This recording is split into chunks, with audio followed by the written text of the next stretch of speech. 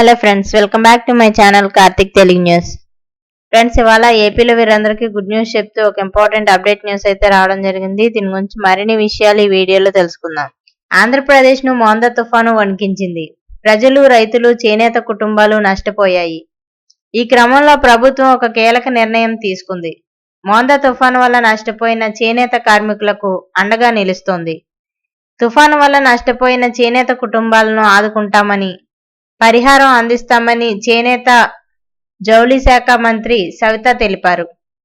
జిల్లాల వారీగా చూస్తే బాపట్ల జిల్లాలో అత్యధికంగా 8,567 కుటుంబాలు, డాక్టర్ బిఆర్ అంబేద్కర్ కోనసీమ జిల్లాలో 4,278, కృష్ణా జిల్లాలో 3,900, శ్రీకాకుళం జిల్లాలో 3,333, నెల్లూరు జిల్లాలో 2,400, తిరుపతి జిల్లాలో 1,700 కుటుంబాలు తుఫాను వల్ల నష్టపోయినట్లు గుర్తించారు.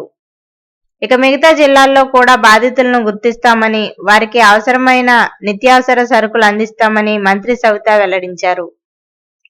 ఉపాధి కోల్పోయిన వారికి 50 కిలోల బియ్యం, లీటర్ పామాయిల్, కిలో కందిపప్పు, ఉల్లిపాయలు, బంగాళదుంపలు, పంచదార కూడా అందిస్తామన్నారు.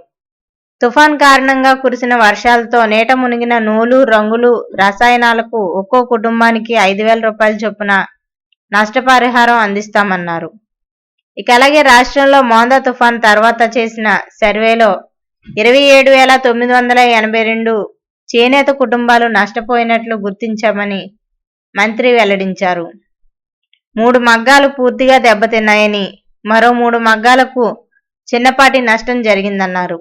దెబ్బతిన్న మగ్గాల పరికరాలు కొనుక్కోవడానికి బాధితులకు 10,000 రూపాయలు ఇస్తామన్నారు.